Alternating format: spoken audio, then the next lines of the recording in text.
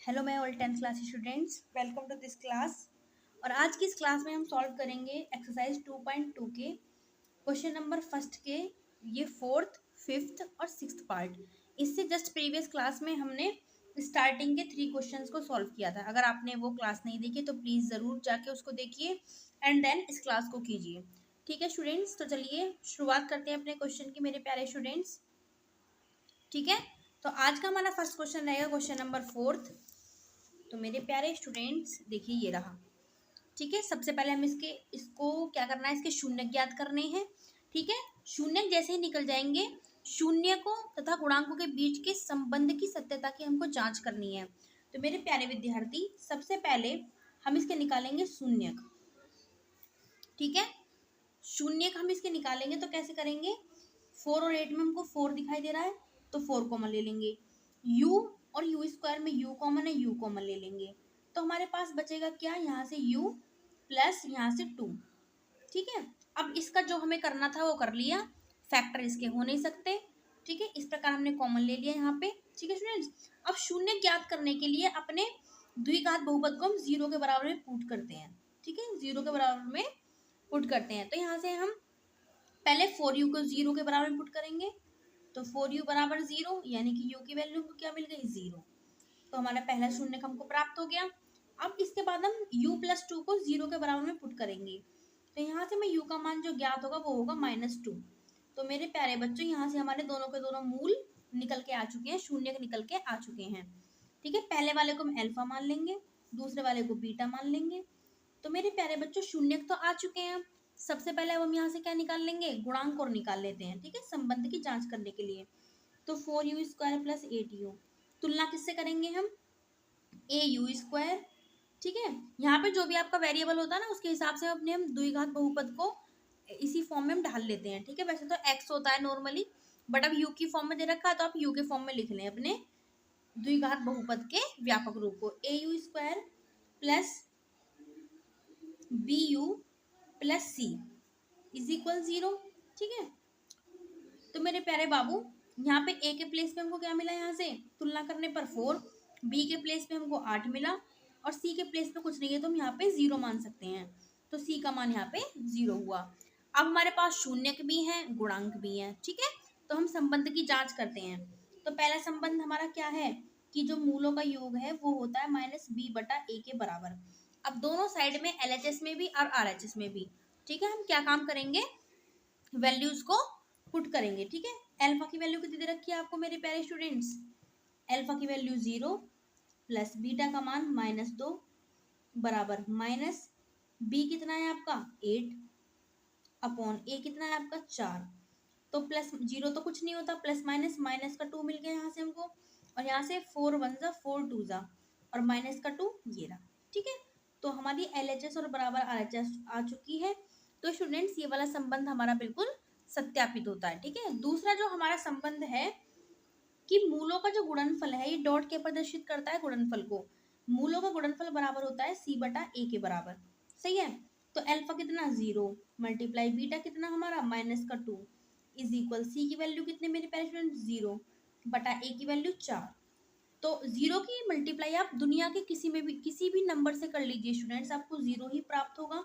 Is equal 4 का divide आप 0 में लगाएंगे तो आपको 0 मिलेगा। तो 0 बराबर 0, यानी कि हमारी LHS बराबर RHS आ चुकी है, यानी कि दोनों ही संबंध हमारे सत्यापित हो चुके हैं। ठीक है, तो हमारे संबंध की जांच हो चुकी है बिल्कुल। इस प्रश्न के लिए जो गुणांक और शून्यकों के बीच संबंध होता है वो बिल्कुल सत्यापित है। ठीक है स्टूडेंट्स, तो हमारा ये प्रूव्ड हो गया। ठीक है, करते हैं अपने दूसरे क्वेश्चन को मेरे प्यारे स्टूडेंट्स।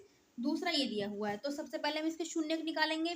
शून्यक निकालने के लिए हम क्या काम करेंगे, अपने दिए हुए बहुपद को 0 के बराबर में पुट करेंगे। भाई यही तो रूल होता है हमारा।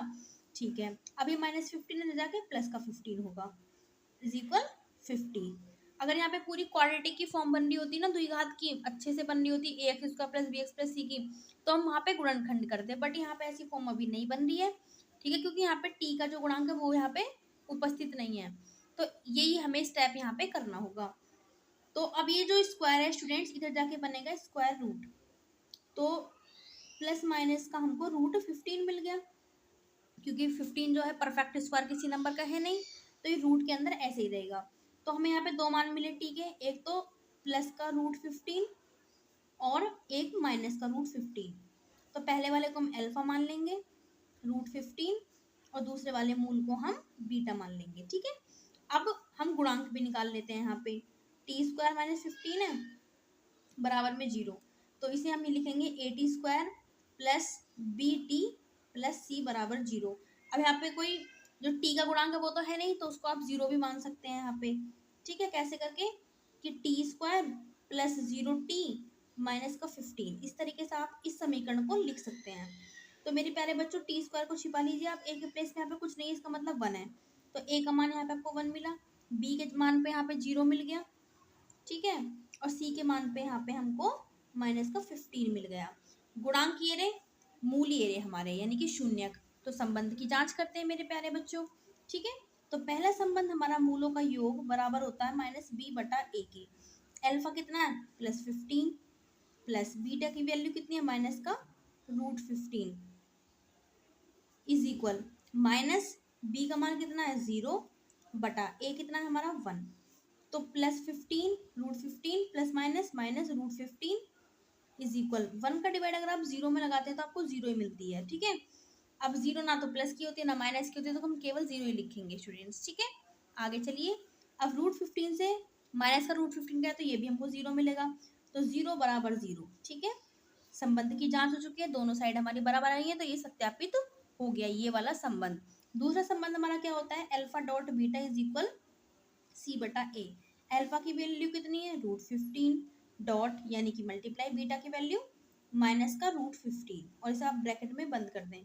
सी का मान कितना है माइनस का 15 बटा ए का मान कितना है हमारा 1। ठीक है स्टूडेंट्स, चलिए तो प्लस माइनस माइनस, जब रूट 15 की मल्टीप्लाई रूट 15 में करेंगे तो आपको मिलेगा 15। ठीक है, मैं आपको बता देती हूँ साइड में कैसे कैलकुलेशन हुई। देखिए स्टूडेंट, जब कोई रूट में मान होता है ना मल्टीप्लाई में, तो उसको हम स्क्वायर की फॉर्म में लिख सकते हैं, क्योंकि मल्टीप्लाई में ये नंबर 2 बार है, तो इसको हम स्क्वायर की फॉर्म में लिख सकते हैं। ठीक है, अब इस स्क्वायर से इसका रूट खत्म हो गया तो बचा हमारे पास 15।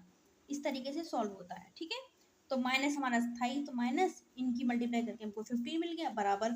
जब 1 का डिवाइड माइनस 15 में करेंगे तो स्टूडेंट आपको मिलेगा माइनस का 15। दोनों साइड हमारी बराबर आ चुकी है, दोनों ही संबंध हमारे सत्यापित होते हैं। ठीक है, ये भी और हमारा ये भी। ठीक है स्टूडेंट्स, इतना ही आपको करना है, यहाँ पे प्रूव्ड हो गया आपका। ठीक है, चलिए करते हैं अपना नेक्स्ट क्वेश्चन, क्वेश्चन नंबर 3।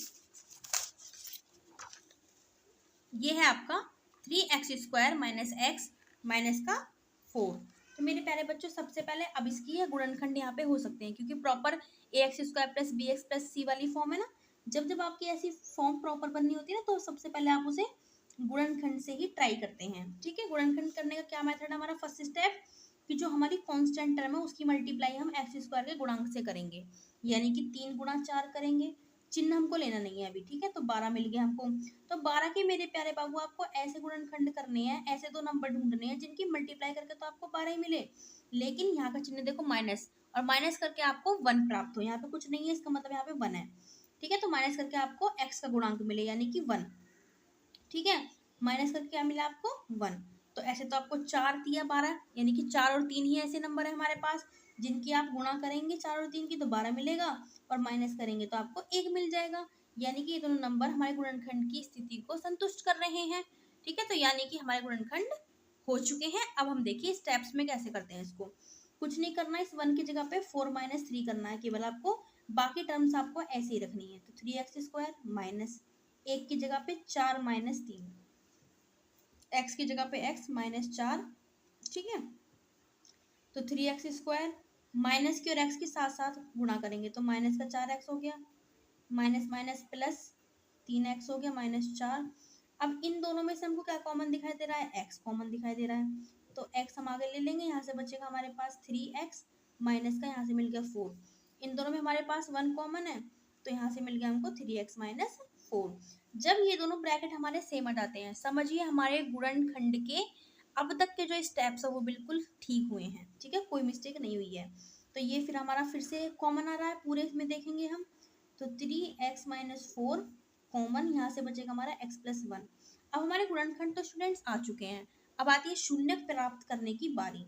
शून्यक निकालने के लिए इनको हम शून्य शून्य के बराबर में पुट करेंगे। अब बारी बारी से एक एक को हम 0 के बराबर में रखेंगे। तो x+1 बराबर 0, x का मान हमको मिल गया यहाँ से -1। ठीक है, अब इसको रख लेते हैं। 3x - 4 बराबर 0, 3x बराबर 4 और x का मान 4/3। ठीक है, तो पहले मूल को हम क्या मान लेंगे, अल्फा। दूसरे मूल को हम क्या मान लेंगे, 4/3, उसको मान लेंगे बीटा। अब इनके संबंध की हम जांच करते हैं मेरे प्यारे बच्चों। ठीक है, तो संबंध की जांच करने के लिए पहले हम इनके गुणांक भी निकाल लेते हैं साथ के साथ। तो हमारा बहुपद दिया हुआ क्या है, ये। इसकी तुलना करेंगे हम द्विघात बहुपद के व्यापक रूप से। ठीक है, इसको भी आप ध्यान रखना, ये आपका बहुविकल्प में प्रश्न बन सकता है 1 नंबर के लिए कि द्विघात बहुपद का व्यापक रूप क्या होता है। तो मेरे प्यारे बाबू, द्विघात बहुपद का जो व्यापक रूप है वो ये होता है ax² + bx + c। ठीक है, तो a के मान, a की जगह पे यहाँ पे क्या है 3, b की जगह पे यहाँ पे क्या है -1, c की जगह पे यहाँ पे क्या है -4। सही है, गुणांक ये आ गए, मूल ये आ गए। संबंध की जांच करते हैं। चलिए, पहला संबंध हमारा क्या होता है, क्या बताया गया हमको कि मूलों का योगफल होता है -b/a के बराबर। पहला मूल कितना है -1 प्लस बीटा की वैल्यू कितनी है 4/3 बराबर माइनस बी का मान -1, ए का मान 3, तो 3 एकम 3। ठीक है, -3 + 4/3 बराबर माइनस माइनस प्लस 1/3। अब -3 + 4 कितना होगा हमें, प्लस माइनस क्या होता है, माइनस तो माइनस करेंगे, 4 में से 3 गए 1। अब क्योंकि प्लस का नंबर बड़ा है तो प्लस का साइन आएगा, बटा 3 का 3 = 1/3। दोनों हमारे मान बिल्कुल बराबर आ चुके हैं, ये भी प्लस का ये भी प्लस का 1/3। तो ये वाला संबंध हमारा सत्यापित हो चुका है। आती है बारी दूसरे संबंध की, कि जो मूलों का गुणनफल है वो होता है हमारा c/a के बराबर। ठीक है, ये वाला हमारा संबंध। तो अल्फा का मान रखेंगे -1 गुणा, ये डॉट क्या है, गुणा बीटा का मान कितना है हमारा 4/3 बराबर सी का मान कितना है हमारा, सी का मान है आपका -4 बटा ए का मान है आपका 3। तो 1 ये 4 एकम 4/3, माइनस का माइनस ऐसे लगा देंगे, -4/3। तो ये भी मेरे प्यारे बाबू सत्यापित आपका हो चुका है। ठीक है, ठीक है, यहाँ पे आप प्रूफ लिख सकते हैं। ठीक है, हमने शून्यक भी प्राप्त करे पहले गुणनखंड विधि से करके। ठीक है, फिर हमने मूल को हमने अल्फा बीटा मान लिया, गुणांक निकाले द्विघात बहुपद के व्यापक रूप से तुलना करके, फिर हमने दोनों संबंधों को की भी जांच की, जो कि हमारी सत्यापित साबित हुई। तो मेरे प्यारे बच्चों, इस तरीके के प्रश्नों को आप बार बार प्रैक्टिस करें, शून्यक निकालना सीखें गुणनखंड विधि से। ठीक है, दोनों संबंध जो हैं इन पर तरह तरह के क्वेश्चन करके आप देखें, एग्जाम्पल्स को करें, सारे क्वेश्चंस करें आप एक्सरसाइज के। डेफिनेटली आपके जो स्टैंडर्ड है उसमें आपका डेफिनेटली चेंज आएगा मेरे प्यारे बच्चों। ठीक है, और ये क्वेश्चन जो है परीक्षा के, ठीक है, पॉइंट ऑफ व्यू से बहुत ज़्यादा मोस्ट इंपोर्टेंट है स्टूडेंट्स। बिल्कुल भी इनको आप लापरवाही में मत लें। ठीक है, बहुत अच्छी तरीके से, लग्न से, बहुत शिद्दत से आप इनकी मेहनत कीजिए। देखना आप, आपके नॉलेज में कितना इंप्रूव आएगा, आपके मैथमेटिक्स को सॉल्व करने में कितना इंप्रूव आएगा, जो कि आपकी बोर्ड परीक्षा के लिए बहुत ही ज़्यादा लाभकारी साबित होगा। Okay students, best wishes for your study and thanks for watching this class.